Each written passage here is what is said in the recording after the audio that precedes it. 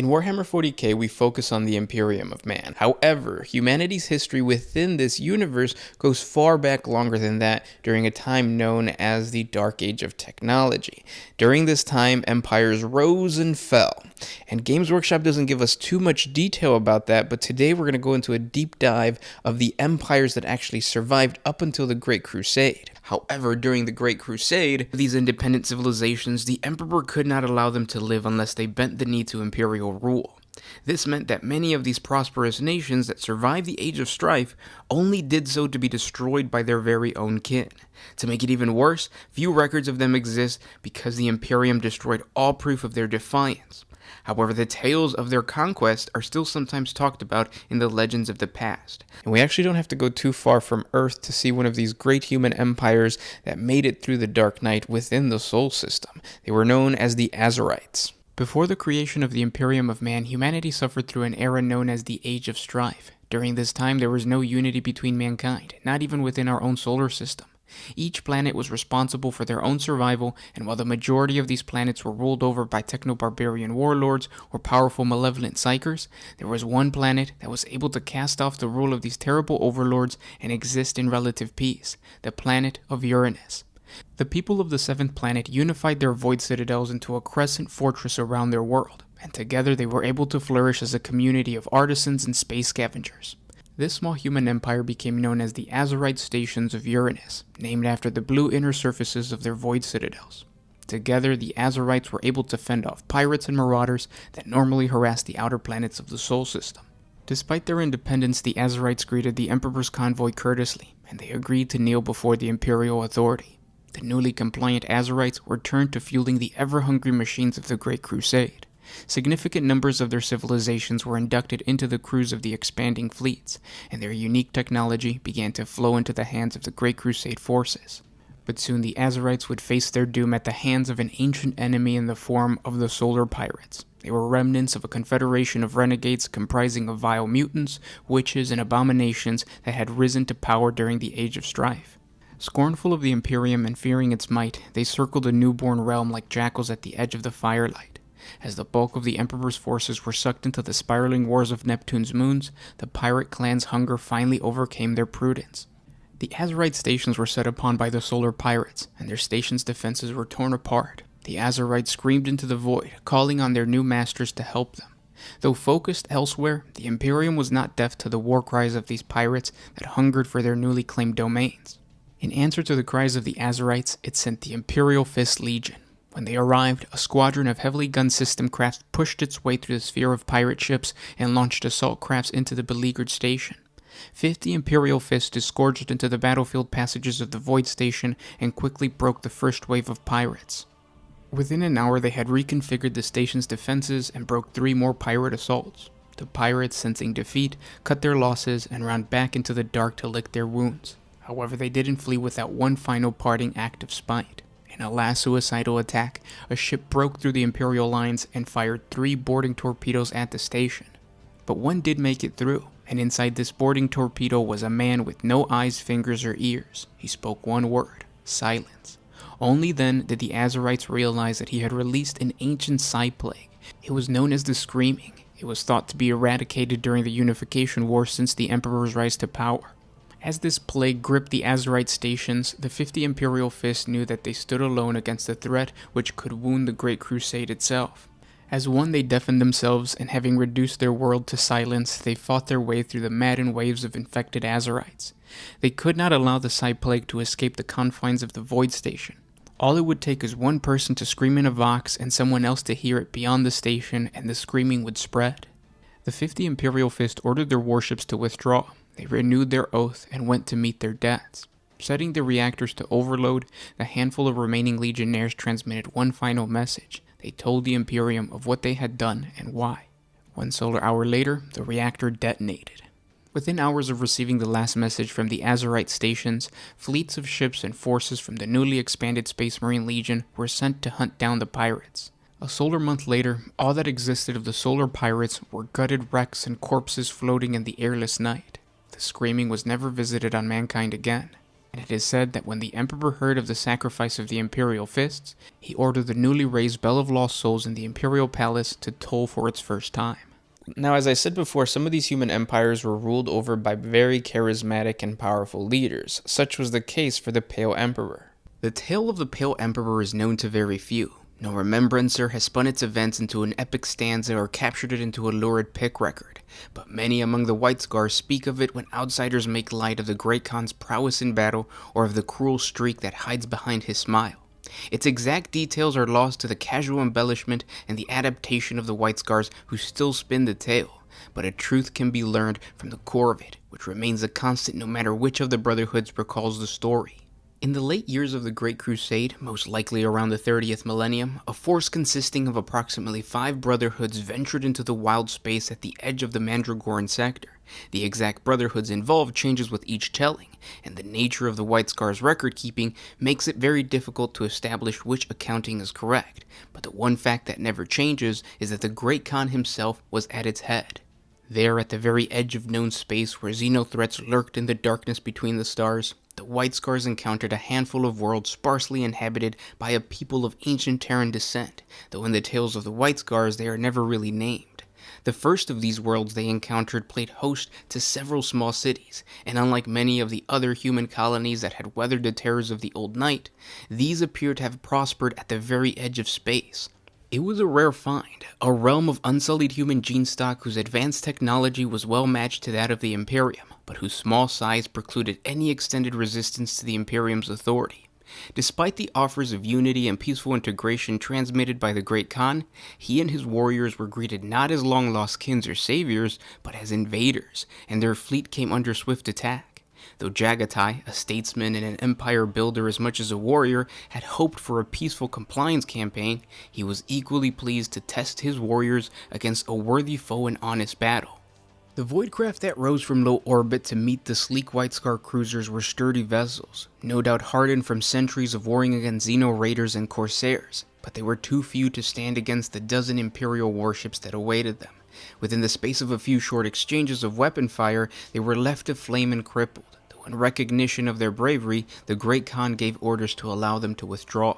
Having secured orbital space, Jagatai proceeded with a combat drop, several squadrons of gunships and landing craft descending onto the plains that marked the edge of the world's inhabited zone. Here, several thousand White Scars engaged the Enclave's defenders, several hundred warriors clad in huge and ponderous battle plates studded with heavy bore cannons and beam arrays, each more like a small tank than a normal warrior. Almost as if by silent mutual agreement, the two sides mustered outside of the clustered towers of cities, neither wishing to see it broken as they fought on, and with but a brief pause, gave voice to a deep roar of cannon and a cacophony of clashing blades. The cumbersome plates of his foes were proof against much of the White Scar's lighter weaponry, no doubt a relic of some lost technology of a bygone dark age, but these forgotten cousins of Terra could not match the White Scar's speed. Where other legions might have met them head-on, the White Scar's vanguard, mounted on scimitar-patterned jet bikes, outflanked and harried their foes, marking weak points in armor joints and power transfer cables as they raced to and fro across the battlefield. By contrast, their enemy advance was lockstep, trying to maintain a tight formation while their cannons tracked the fleet legionous Astarte warriors, blasting great craters into the ground in their wake. Maneuvering in patterns that seemed almost random, the White Scar sought to disrupt their foes' formation and isolate them from the protection of their brethren. Following on the heels of the jet bike-mounted vanguard, the remaining White Scar warriors deployed heavy weapons and armored vehicles to cripple individual engines of wars as they were isolated from the main body. As their casualties began to mount, gaps opened up in the protective formations adopted by the hulking battle armor of the foe, and the circling White Scar jet bike squadrons were quick to pounce, switching suddenly from the whirling skirmish lines to a concentrated wedge aimed at the heart of the enemy formation. At the head of their assault was the Great Khan, the Primarch, a match in size and power to these towering war machines, and his blade far quicker than the sensor augers that guided their weapons. Spurred on by the example of their lord, the White Scars redoubled their efforts, and one by one, the enemy's war machines were isolated and cut down.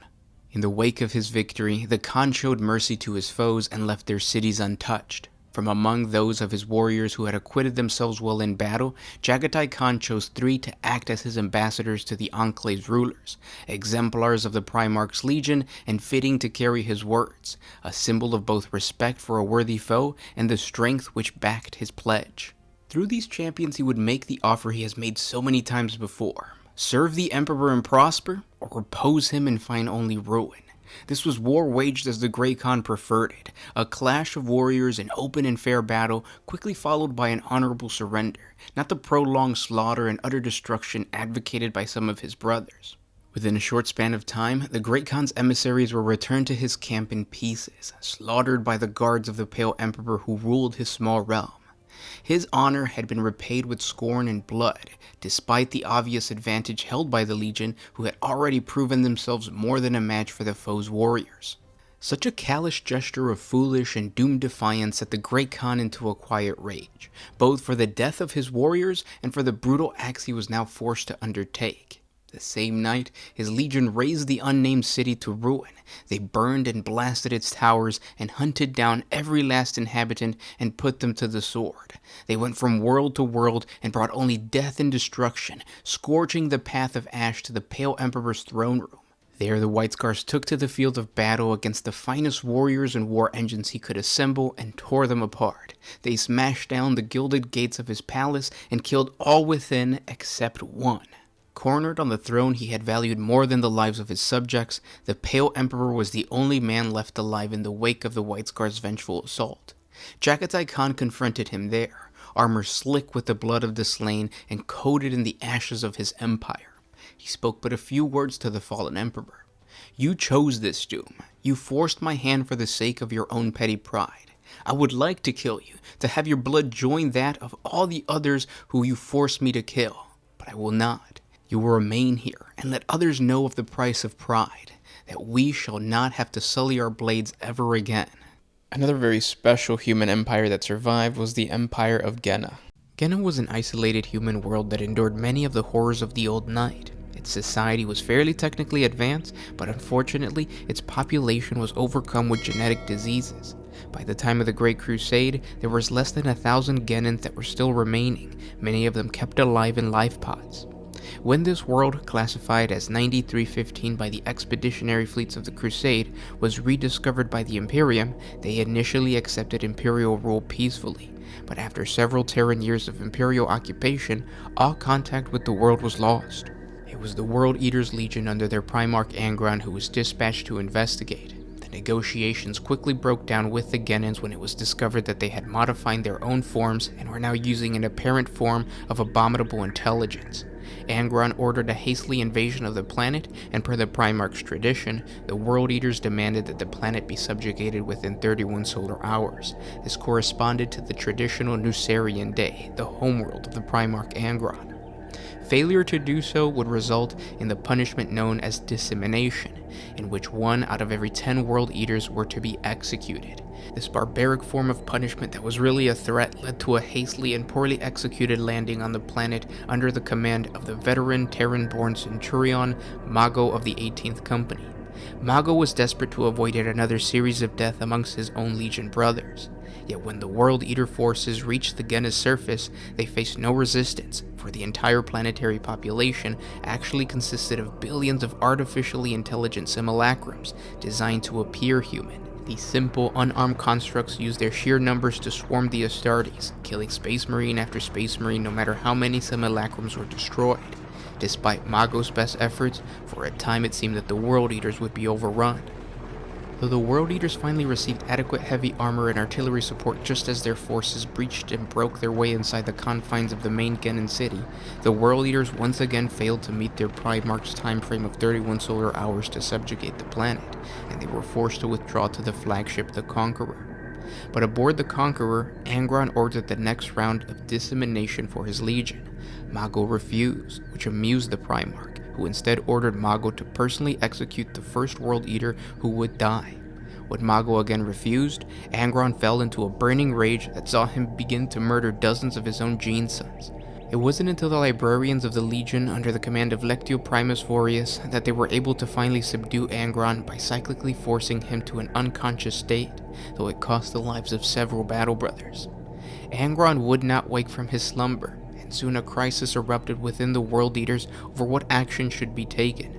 During this time of instability, apothecary Galen Solrak announced that he had created a stable method of implanting the Butcher's nails within the Astartes by reverse engineering the Genin technology. The World Eaters could now implant these archaeotech devices into warriors throughout the Legion, as Angron had demanded since assuming control of the Legion. Mago found himself absolutely horrified at the prospect of his legion being overwhelmed by the uncontrollable rage produced by the Butcher's nails, and began to plot with his fellow Terran veterans of the Warhounds to prevent such an outcome and to halt the apothecary's plan. Mago subsequently made an appeal to Centurion Karn and pleaded with him to reverse the dark direction that their legion was taking. However, his call for change fell on deaf ears.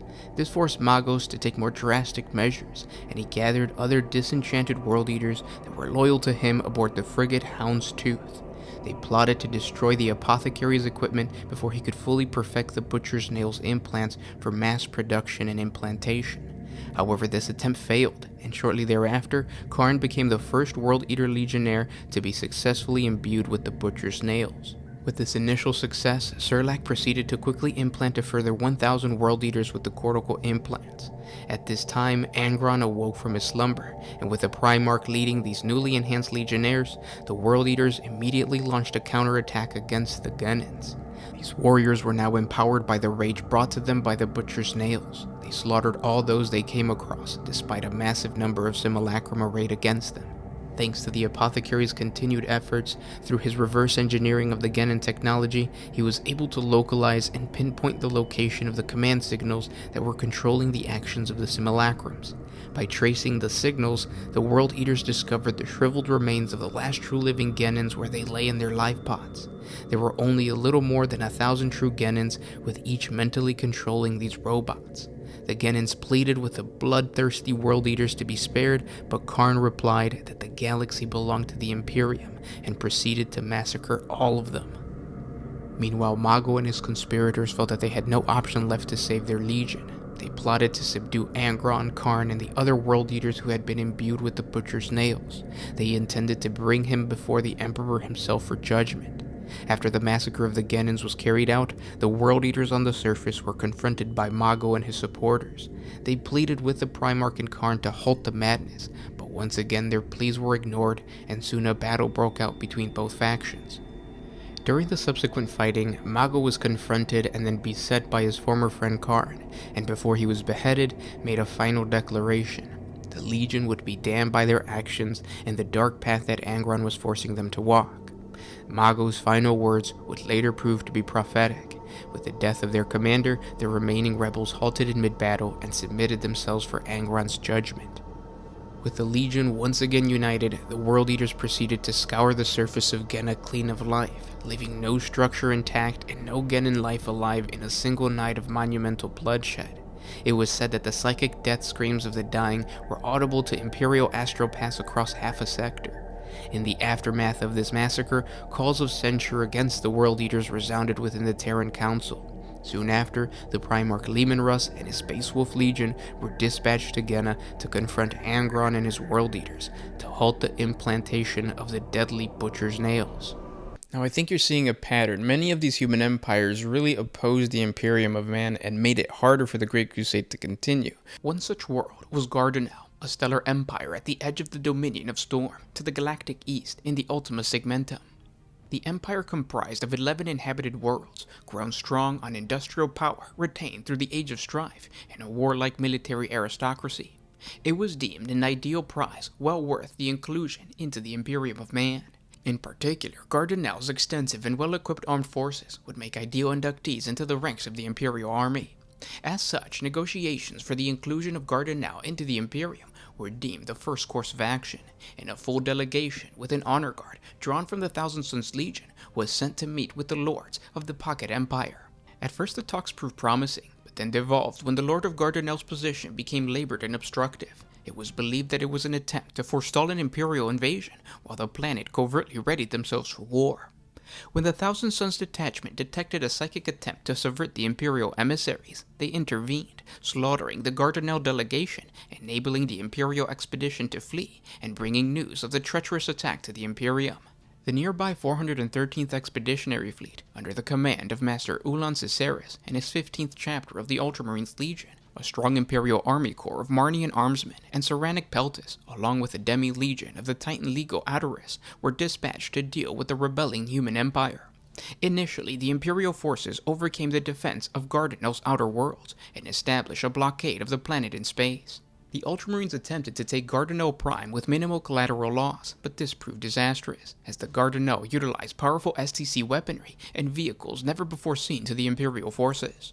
The Ultramarines and Titans were hurled back and forced to retreat off-planet rather than fight on with no possibility of victory. Nearly half of the Titan Demi-Legion was lost, and the Ultramarines' casualties were just as severe, but even worse. Over 500,000 troops of the Imperial Army lay dead or dying on Gardanel Prime. Repulsed and bled dry, the 413th Expedition was unable to launch another assault. Breaking from the warp to answer the Ultramarines' call for aid, at the head of a new war host, Ferrus Manus led an armada comprising of both the Iron Hands and the Emperor's Children Legion. The Emperor's Children contingent led a diversionary attack, sowing panic and death across the world, but leaving its infrastructure intact. Descending at the height of the diversionary attacks, the Iron Hands divided the task of taking the planet's main industrial zones between the Iron Hand clans. The assault of the 10th Legion was relentless and tireless, a battle fought across thousands of engagements spread over an entire world. With their domains fallen about them, the Lord of Gardanel offered unconditional surrender to the Imperium. Ferrus Manus refused the enemy's concession, and the Iron Hands led the final attack on the capital city. The Ultramarines, desperate to reclaim their honor from their earlier defeat, requested the honor of crossing the breach into the enemy citadel. The Gorgon acquiesced to the Ultramarines' request, but the price the warriors of the 13th Legion paid was high, for the defenders' counterattack was extremely powerful, sparing none of their remaining might. The world's military force was utterly annihilated, and the few remaining survivors were ruthlessly cut down, a task the Iron Hands did with cold efficiency, while the Emperor's Children Legion circled overhead. With the battle finally over, the survivors of the capital city huddled in bunkers as refugees waited in agony for what was to follow.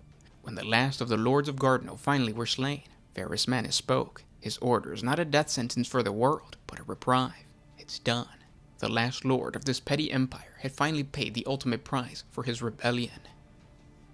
When the Black Iron Fleet of the 10th Legion left the system shortly afterwards, its other inhabited worlds were pleased to surrender unconditionally to the Imperium's mercy.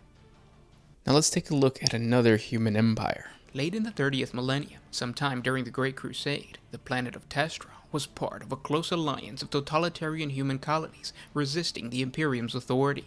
This alliance, known as the Conservation, had survived the Age of Strife through a mixture of relatively good fortune and a rigidly imposed eugenic control system. This divided its population into highly stratified castes, enslaved to the civilization's greater needs, much like the Tau Empire. For the Imperium, the Conservation's worlds represented an addition to the Great Crusade's conquest, a prize that would liberate a human population of nearly 11 billion. But in order to get this done, the civilization's culture, created by the Conservation, would have to be systematically dismantled. Once the Imperium's emissaries made their desires clear, they were fired upon and driven away, while the Conservation geared its worlds to violently defend against the Great Crusade. The War Master Horus, whose own forces were at that time engaged in battles elsewhere, diverted the forces of the two expeditionary fleets commanded by Guilliman and Alpharius to bring the Conservation to heel. The Ultramarines began to immediately conduct a campaign to engage and conquer the outer worlds of the Conservation, while pinning down its mobile military assets in an ever-constricting noose.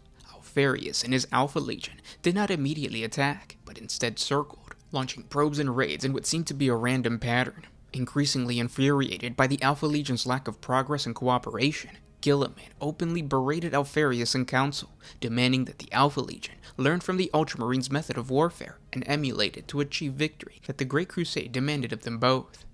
Guilliman even told Alpharius that if his legion was under his command, the Conservation would fall in a matter of months.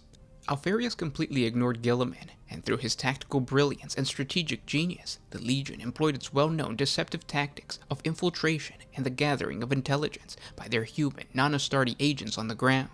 To the people of the planet, it seemed as if they were delaying their invasion, appearing only as a threatening specter as more and more Tesseract forces were deployed to Tessera Prime's defenses in preparation for the inevitable attack. When the assault finally came, it sent the Tesserans reeling, striking from 100 vectors at once, yet leaving whole swaths of the defensive line untouched. Soon, sabotage ran amok, causing severe supply shortages, and the Alpha Legion strike force began to appear inside the capital city, making red slaughter of the government facilities and security stations with impunity. Complete anarchy reigned, as the Tesseract commanders were unable to redeploy their forces back into the city. Supply lines collapsed or were cut, orders were redirected or simply failed to arrive, and entire divisions were stranded, trying to cross bridge networks that had been blown apart before they could even reach them. It was then that the destruction of Tessera Prime truly began. Beset on all sides by the Alpha Legion forces, the Tesseract forces were subsequently torn apart by the Legion's super heavy armored columns, and their forces advanced directly into the teeth of a vicious trap already laid out for them. The battle was short-lived and effectively over, but the killing continued. As the Alpha Legion withdrew from Prime, their task was done. They left an anarchy of riot, fire, and ruin in their wake. The regime and infrastructure collapsed, and the dead and dying were everywhere in the streets, with pestilence and famine soon to follow. It is estimated that 90% of the Tesseract Prime's population, both military and civilian, would not survive the battle and its aftermath. The rest of the planet capitulated in a matter of days. Alpharius Omegon's conduct invited censure from many quarters, especially from Guilliman, who declared that the Alpha Legion's tactics were dishonorable and unworthy of being an Astarte. Unfortunately for Guilliman, Horus, who was the War Master, openly praised his brother Primarch and the way in which his legion had conducted a truly masterful campaign. In frustration and anger, the Ultramarines would not serve directly alongside the Alpha Legion for the rest of the Great Crusade. Now, not all human empires had a solid base of operation. Some of them were traveling through space. During the last days of the Great Crusade, the Iron Hands Legion encountered a fleet of what they believed to be a nomadic human civilization that managed to survive the Age of Strife, but to their surprise, the members of this massive collection of ships were not all human. Calling themselves the Diasporics, they were a technologically advanced democratic confederation that managed to form a multiracial traveling civilization. The Diasporics were able to survive the long night because they established a network of hydrogen collector space stations around various stars to fuel their ships' power generators. As they traveled from fueling station to fueling station, the Confederation would not hesitate to establish diplomatic relations with native populations, slowly growing their own population until their empire was made up of a conglomeration of species, working together to survive the turmoil of the Age of Strife. At first, the Iron Hands offered aid to the human members of the Empire, sharing with them the imperial truth of the Emperor of Mankind, and promising a new, prosperous life if they could separate from the alien allies and join the newly formed Imperium of Man. Unable to betray their alien brothers, they declined the Astartes' offer. With this rejection, the Iron Hands passed judgment, and in the following months the Iron Hand fleet attempted to annihilate the Diasporics, but they proved to be highly skilled and experienced in the realm of naval warfare, managing to easily evade crucial battles and even severely damage the Iron Hand star cruiser, Ferrum. At this point, the Emperor's children of the 28th Expeditionary Fleet were called in for reinforcements, and so a joint Imperial strike force composed of both the Iron Hands and the forces of the Emperor's Children Legion launched an all-out assault against the willful Diasporics. Though the Diasporics knew that a powerful fleet of warships was hunting them down and sought their destruction, they stoically refused to leave the sector and move on to a safer place. The Iron Hand scout ships soon discovered why. The Diasporics used hidden solar collector arrays to collect fuel to their vessels from a star. This was the reason why the Diasporics remained within the sector. The Imperials knew that by attacking these vital fuel stations, the two Imperial expeditionary fleets would draw the Diasporics fleet out into the open and would easily be able to annihilate them. During the massive naval battle that ensued, Fulgrim's personal gunship, the Firebird, came under heavy attack and soon found itself in trouble. Rushing to his brother's side, Ferrus Manus' flagship, the battle-barged Fist of Iron, came rushing to rescue his beleaguered brother. To restore his wounded pride, Fulgrim led a brief shipboarding action where the Emperor's children wreaked bloody havoc on the troops of the Diasporics, but ultimate victory was robbed from him when the enemy's ship's bridge was taken, and by Captain Solomon Demeter, one of his subordinate commanders.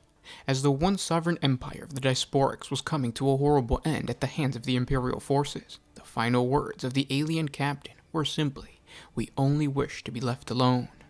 After the battle, Any surviving Xenos of the Diasporics were killed, while their human compatriots were taken prisoners or transported to the nearest compliant Imperial world, where they were used as slaves. An Adeptus Mechanicus detachment from the 28th Expeditionary Fleet stayed behind after the Legion's forces left the area. They wanted to study what remained of the ancient human technology of the Diasporacs. And we finally land on the last human empire that we're going to talk about today. The Aurasian technocracy was a technologically advanced and peaceful independent human civilization scattered across several star systems in the Milky Way galaxy, but it centered on their capital world of Arrayas. The technocracy had been founded during the isolation of the Age of Strife and reached its height in the early 31st millennium. Its technology was at a level equivalent to that of the Imperium of Man at the time of the Great Crusade, and in some respects it was even more advanced, as the Aurasians had access to several standard template construct databases that were not in Imperial hands. These standard template constructs were advanced, artificially intelligent computer data storages and fabrication systems. They were designed to provide construction details for human colonists during mankind's early interstellar expansion across the Milky Way galaxy. This technology enabled colonists to build efficient shelters, power generators, and transports without any technological knowledge and using almost any locally available materials.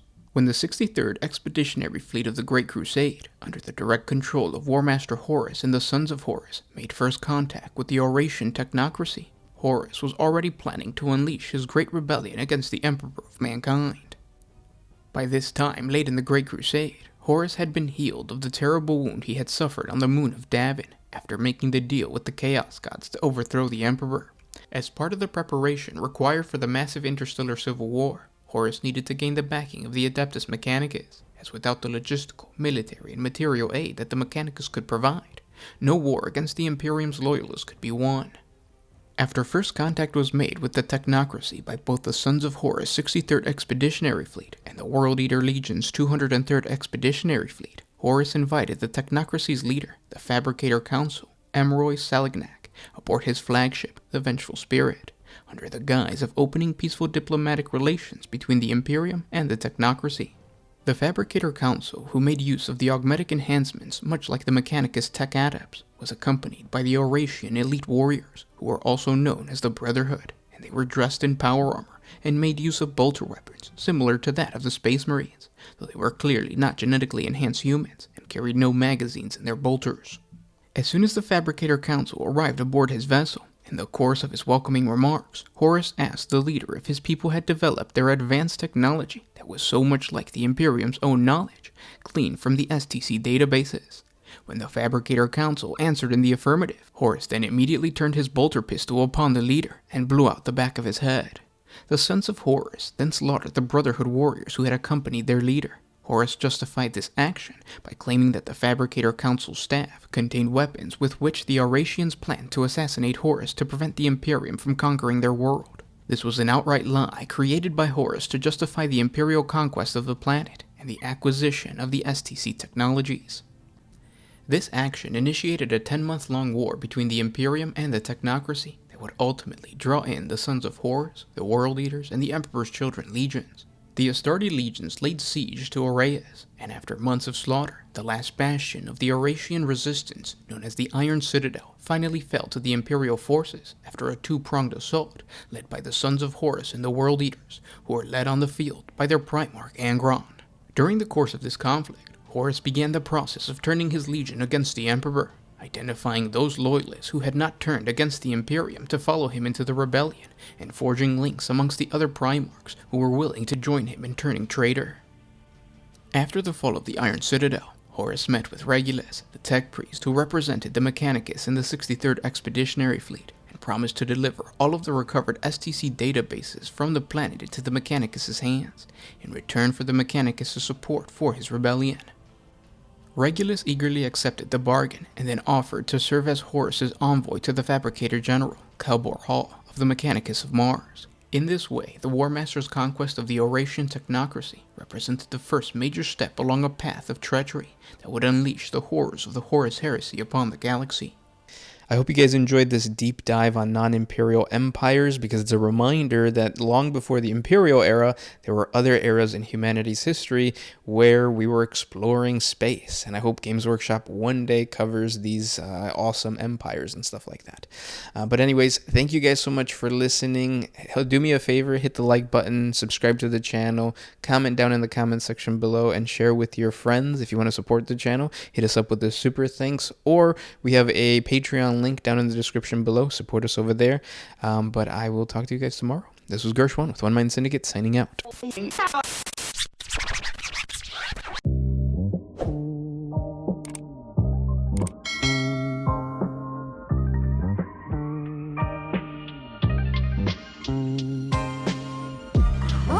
used to put my freedom first, and then